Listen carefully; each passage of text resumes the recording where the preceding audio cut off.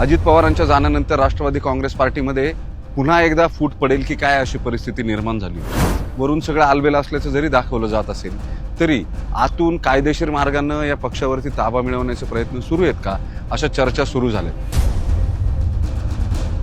ते कॉन्स्टिट्यूशन मधला बदल जो आहे, त्यांच्या पक्षाच्या संविधानातला हा बदल जो आहे, तो बदल जर निवडणूक आयोगाने मान्य केला तर थेटपणे प्रफुल्ल पटेल जे कार्याध्यक्ष आहेत त्यांचा या पक्षावरती पूर्ण नियंत्रण येतं। ज्याच्यामध्ये प्रफुल्ल पटेल हे कार्याध्यक्ष होतील आणि सुनील तटकरे हे महाराष्ट्राचे प्रांताध्यक्ष होतील। या दोन्ही गोष्टींचे ठराव जरी मांडले गेले तरी ते या दोघांना खुश करण्यापुरतंच होतं का? पत्र सुनेत्रा पवार यांनी दिलं, त्याच्यामध्ये अशा कुठल्याही नोंदी करण्यात आलेल्या नाहीत। आता जो अंतर्गत संघर्ष सुरू झालाय तो तटकरे प्रफुल्ल पटेल हे एका बाजूला, सुनेत्रा पवार पार्थ पवार कुटुंब एका बाजूला, तिसरी आघाडी जी आहे ज्याच्यामध्ये आमदार आहेत, कार्यकर्ते आहेत, या सगळ्यांना कळेना की नेमकं करायचंय काय।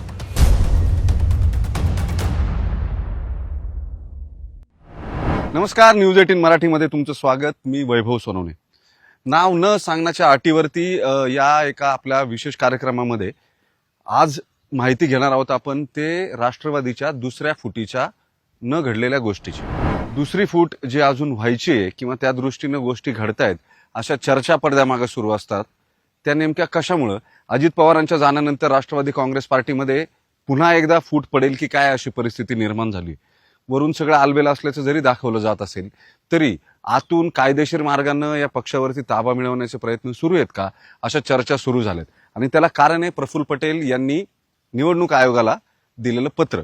या पत्रामध्ये जे राष्ट्रीय अध्यक्ष आहेत या राष्ट्रीय अध्यक्षांचे अधिकार हे वर्किंग प्रेसिडेंटला म्हणजे कार्याध्यक्षांना देण्यात यावेत अशा स्वरूपाचा बदल करण्यासाठीचं पत्र जे ते निवडणूक आयोगाला दिलं गेलं होतं। आता चर्चा सुरू झाली।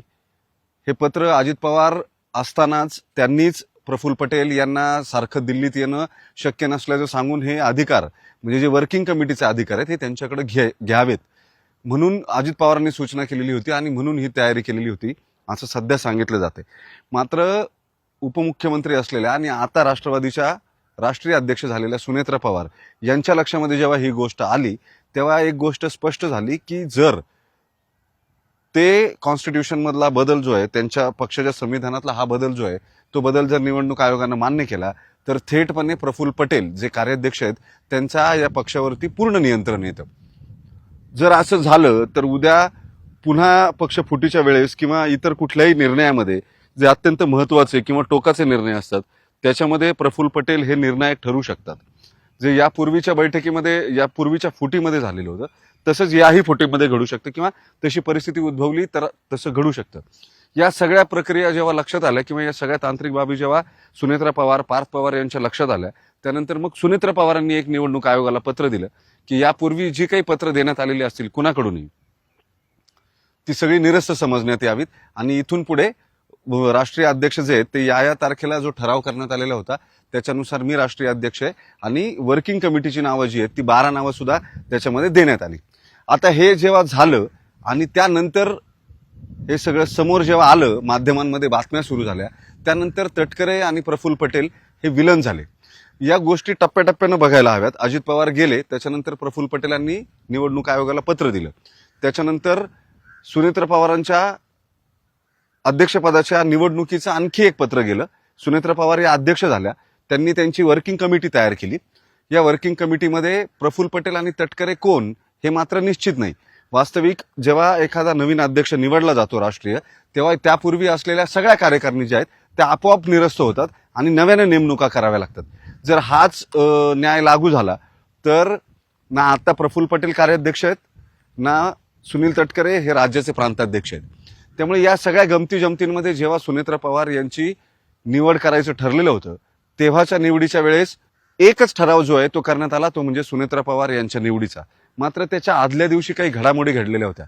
पार्थ पवार आणि सुनील तटकरे यांच्यामध्ये एक 2-2.5 तासाची बैठक झाली आणि या बैठकीमध्ये केवळ एक ठराव जो सुनेत्रा पवार होता यांना राष्ट्रीय अध्यक्ष करायचा होता त्याच्याऐवजी प्रफुल्ल पटेल यांना कार्याध्यक्ष, त्याच्यासोबत प्रफुल्ल पटेल यांना कार्याध्यक्ष आणि सुनील तटकरे यांना प्रांताध्यक्ष करायचा ठराव सुद्धा मांडला जावा असं स्पष्ट सांगण्यात आलं। आता या सगळ्या गोष्टी ज्या आहेत त्या पार्थ पवार यांना ते सुनील तटकरे हे विश्वासात घ्यायला यशस्वी झाले आणि त्या दिवशी तशा पद्धतीचे ठराव मांडण्यात आले.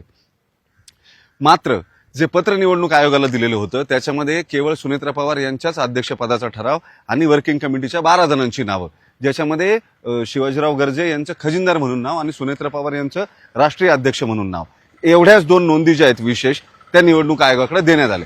याचा अर्थ काय झाला, त्या दिवशी जे ठराव मांडले गेले ज्याच्यामध्ये प्रफुल्ल पटेल हे कार्याध्यक्ष होतील आणि सुनील तटकरे हे महाराष्ट्राचे प्रांताध्यक्ष होतील, या दोन्ही गोष्टींचे ठराव जरी मांडले गेले तरी ते या दोघांना खुश करण्यापुरतंच होतं का, असा प्रश्न उपस्थित होतो. याचं कारण जे पत्र सुनेत्रा पवार यांनी दिलं त्याच्यामध्ये अशा कुठल्याही नोंदी करण्यात आलेल्या नाहीत की प्रफुल्ल पटेल हे कार्याध्यक्ष असतील त्यासाठीचा हा ठराव, सुनील तटकरे हे प्रांताध्यक्ष असतील त्यासाठीचा हा ठराव इतक्या मतांनी संमत करण्यात आला. या कुठल्याही गोष्टीची नोंद निवडणूक आयोगाला दिलेल्या पत्रामध्ये नाही, ज्या पत्रामध्ये सुनेत्रा पवार या राष्ट्रीय अध्यक्ष ठरल्या. आता जो अंतर्गत संघर्ष सुरू झालाय तो तटकरे प्रफुल्ल पटेल हे एका बाजूला, सुनेत्रा पवार पार्थ पवार कुटुंब एका बाजूला आणि एक तिसरी आघाडी जी आहे ज्याच्यामध्ये आमदार आहेत कार्यकर्ते आहेत, या सगळ्यांना कळेना की नेमकं करायचंय काय. महत्वाचं कारण म्हणजे सुनेत्रा पवार किंवा पार्थ पवार हे राज्यभरात 2 महिन्यानंतर कार्यकर्त्यांना भेटायला वेळ देत नाहीयेत, भेटत नाहीयेत किंवा अगदी गव्हर्नन्सच्या बाबतीमधल्या महत्वाच्या बैठका ज्या आहेत त्या बैठका सुद्धा घेत नाहीयेत. अशा चर्चा ज्या आहेत त्या खाली काडरमध्ये सुरू आहे. दुसरीकडं सुनेत्रा पवार आणि पार्थ पवार यांना तटकरे आणि प्रफुल्ल पटेल यांनी या पक्षीय राजकारणामध्ये पक्षाचं संविधान असेल, निवडी नोंदी, पक्षावर ताबा कुणाचा, या राजकारणामध्ये पुरतं अडकवून ठेवलंय असं दिसतंय. आता हे केवळ तटकरे आणि प्रफुल्ल पटेल यांच्याच इच्छेखातर होऊ शकतं का, तर नाही. याच्यामध्ये एक मोठं राजकारण जे आहे ते समोर येऊ शकतं. अजित पवारांच्या मृत्यूनंतर राष्ट्रवादीचा शीर्षस्थ नेता ज्याच्याकडे पूर्ण पक्षाची कमांड आहे असा तुर्तास तरी कुणी दिसत नाही. सुनेत्रा पवार यांना जरी राष्ट्रीय अध्यक्ष लौकिक अर्थानं केलं गेलेलं असलं तरी सुद्धा त्यांचं पक्षावरती, पक्षातल्या नेत्यांवरती जे त्यांच्यापेक्षा ज्येष्ठ आहे, राजकारणाचा प्रचंड मोठा गाढा अनुभव आहे, या सगळ्यांना त्या नियंत्रणामध्ये ठेवू शकतील का, हा सगळ्यात महत्वाचा मुद्दा आहे. दुसरी गोष्ट, अतिशय मुसद्दी असलेल्या किंवा वर्षानुवर्ष राजकारणानं आलेल्या मुसद्दीपणामुळे तटकरे प्रफुल्ल पटेल हे या जोडगोळीला, मायलेकांच्या जोडगोळीला म्हणजे सुनेत्रा पवार आणि पार्थ पवारांना कागदोपत्री जड ठरतायत का असं दिसतंय. याचं कारण जेव्हा सुनेत्रा पवारांनी हे पत्र निवडणूक आयोगाला दिलं आणि आधीचे पत्र निरस्त करा असं सांगितलं, त्यानंतर तटकरे आणि पटेलांच्या कंपूतून एक शक्कल लढवली गेली. ती म्हणजे ज्या पत्राच्या आधारे अजित पवारांच्या मृत्यूनंतर सुनेत्रा पवार यांची निवडणूक घ्यायचं प्रफुल्ल पटेल यांनी निवडणूक आयोगाला जे पत्र दिलं ते पत्र सुद्धा याच्यामध्ये निरस्त होतं. म्हणजे सुनेत्रा पवार आणि पार्थ पवार या दोघांचीही निवड जी आहे ती अडचणीमध्ये येऊ शकते जर निवडणूक आयोगानं हे पत्र गृहीत धरलं सुनेत्रा पवारांचं. ही तांत्रिक अडचण निर्माण झालेली आहे. या तांत्रिक अडचणीचा आधार घेऊन तटकरे आणि प्रफुल्ल पटेल हे त्यांचं ग्राउंड शोधतायत. मात्र ही सगळी जी खळबळ आहे ती कशामुळे माजली याचा साधा विचार केला तर राष्ट्रवादीचा आत्ताचा अजित पवारांचा जो फॅक्शन आहे त्याच्यावरती पूर्ण नियंत्रण मिळवण्याचा हा प्रयत्न आहे का, तर तटकरे आणि प्रफुल्ल पटेल तसा प्रयत्न करतील सुद्धा, मात्र त्यांच्यासोबत आमदार जातील किती हा सगळ्यात महत्वाचा मुद्दा आहे. दुसरा महत्वाचा मुद्दा या सगळ्यातून येतो की सुनेत्रा पवार यांना राष्ट्रीय अध्यक्ष केलेलं असताना सुद्धा ते पक्ष एकसंध ठेवू शकतील का, पक्षामध्ये गटतट होणार नाहीत आणि पूर्ण एक हाती नियंत्रण पक्षावरती त्यांना मिळवता येईल का. पार्थ पवार यांची जी बाजू आहे ते नेमके संघटनेसाठी काय करणार आहेत किंवा या सुनेत्रा पवारांच्या सोबतीला मदतीला ते नेमकी कुठली भूमिका घेणार आहेत हे गेल्या 2 महिन्यामध्ये अजूनही स्पष्ट होऊ शकलं नाही. सुरुवातीच्या काळात पार्थ पवार अजित पवार गेल्यानंतर 1-2 आठवडे बारामतीत सकाळी 6:30 वाजता उठून जाताना दिसले, मात्र त्याच्यामध्ये पुढे सातत्य राहिलं नाही. सुनेत्रा पवार गेले 4-5 आठवडे पुण्यामध्ये येत आहेत, मात्र पुण्यातल्या कार्यकर्त्यांना भेटी नाहीत, वेळा नाहीत. निवडून आलेले जिल्हा परिषदेचे, महानगरपालिकेचे जे कार्यकर्ते आहेत त्यांच्या सुद्धा एकत्रित बैठका सुनेत्रा पवार घेऊ शकलेल्या नाहीत. त्याच्यामुळे खाली कार्यकर्ता अस्वस्थ आहेच. या सगळ्यामध्ये वरती पक्षावर नियंत्रण ठेवायची जो सत्ता संघर्ष सुरू आहे त्याचा खरा डायरेक्टर कोण आहे किंवा हे सगळं कोण घडवून आणतंय, या सगळ्याचा खरा निर्देशक कोण आहे हे समजून घ्यायसाठी आपल्याला 2029च्या निवडणुकीकडे पाहावं लागेल. या पूर्वीच्या झालेल्या फुटींमध्ये जशा पद्धतीने सगळे आरोप हे देवेंद्र फडणवीसांवरती गेलेले होते, तसेच याही वेळेस हे जे काही घडतंय त्याच्या मागे देवेंद्र फडणवीसच आहे अशी एक चर्चा सुद्धा ऐकायला मिळते. आता प्रत्यक्षामध्ये खरंच देवेंद्र फडणवीसांचा याच्यामध्ये काय इंटरेस्ट आहे? 2029ला राष्ट्रवादीचा पहिला टप्पा, पहिला स्प्लिट जो झाला, पहिल्यांदा राष्ट्रवादी फुटली, त्याच्यानंतर राष्ट्रवादी थोडी कमकुवत झाली. आता जर राष्ट्रवादीमध्ये फूट पडली समजा तटकरे पटेल आणि सुनेत्रा पवार यांच्या संघर्षामध्ये, तर आमदारांच्या संख्या ज्या ज्या पद्धतीने एकमेकांकडे जातील त्यानंतर पक्ष आणखी कमजोर होईल. दुसरीकडे 2029ला भाजपला आत्ताच्या ज्या त्यांचे आकडे आमदारांचे आहेत ते जर गृहीत धरले तर आणखी साधारण 35 ते 40 आमदारांची गरज आहे. अशा परिस्थितीमध्ये कणखर नेतृत्व नसलेल्या पक्षातले हमखास निवडून येणारे जे उमेदवार आहेत, जे राष्ट्रवादी ही निवडून येणाऱ्यांची टोळी असं म्हटलं जातं, तर मात्र त्याला एक जे कणखर नेतृत्व लागतं ते नसल्या कारणानं जे निवडून येण्याची क्षमता असलेले आमदार आहेत हे जर पुन्हा भाजपच्या वाटेला लागले तर भाजपच्या एक हाती सत्तेचं स्वप्न पूर्ण होऊ शकेल का? त्याचा दोषही कुणावरती येणार नाही. पक्षामध्ये अंतर्गत दुफळी जी आहे ती माजण्यासाठीची सगळी पूरक परिस्थिती निर्माण करून ठेवायची. ज्या वेगानं जशा पद्धतीनं निवडणुका येईपर्यंत पुढच्या वर्षा 2 वर्षामध्ये राष्ट्रवादी कमकुवत होत राहील त्याचा अप्रत्यक्ष फायदा प्रत्येक निवडणुकीमध्ये 2029च्या विधानसभेच्या का होईना तो भाजपला मिळू शकतो. या अर्थानं देवेंद्र फडणवीस यांचं नाव जोडलं जातं. मात्र एक गोष्ट लक्षात ठेवावी लागेल, राष्ट्रवादीच्या अंतर्गत एका मराठा कम्युनिटीच्या लीडर्समध्ये प्रचंड मोठा रोष आहे, हेही समजून घ्यावं लागेल. याचं कारण अजित पवार गेल्यानंतर या पक्षावर ज्या पद्धतीचं नियंत्रण हे प्रफुल्ल पटेल, त्यांच्यासोबत तटकरे, धनंजय मुंडे आणि छगन भुजबळ यांनी मिळवलंय, या सगळ्यामध्ये दुसरा कुठलाही मराठा प्रॉमिनंट नेता जो आहे तो दिसत नाही. जी पार्टीच मुळात मराठ्यांची पार्टी असं म्हटलं जात होतं, त्या पार्टीचं संपूर्ण नियंत्रण जे आहे ते ओबीसींकडे गेलेलं दिसून येते. अशा तक्रारी मराठा नेतृत्वाकडून केल्या जात आहेत. या सगळ्या प्रक्रियेमध्ये कुणीही प्रॉमिनंट मराठा नेता निर्णय प्रक्रियेमध्ये दिसून येत नाही. सुनेत्रा पवार आणि पार्थ पवार वगळता बाकीच्या राष्ट्रवादीतल्या मराठा नेत्यांना कुठलीही एस्टॅब्लिशमेंट जी आहे ती दिसून येत नाही. त्यामुळे त्या फॅक्शनमध्ये सुद्धा मोठ्या प्रमाणावरती नाराजी आहे. आमदार मोठ्या संख्येनं मराठा आहेत, त्यांच्यामध्ये सुद्धा या सगळ्यामुळे नाराजी आहे. मात्र कागदोपत्री नियंत्रण जे आहे ते तटकरेंकडे असल्यामुळे किंवा प्रफुल्ल पटेलांकडे असल्यामुळे या नेत्यांना काही बोलायची सोय नाहीये. दुसरीकडे सुनेत्रा पवार आणि पार्थ पवार यांच्या आत्ताची राजकीय पोझिशन जी आहे ती तेवढी मजबूत दिसत नाहीये की उद्या तटकरेंना बाजूला करावं. कारण तांत्रिक पेच जे आहेत ते तांत्रिक पेच आता निर्माण झालेले आहेत.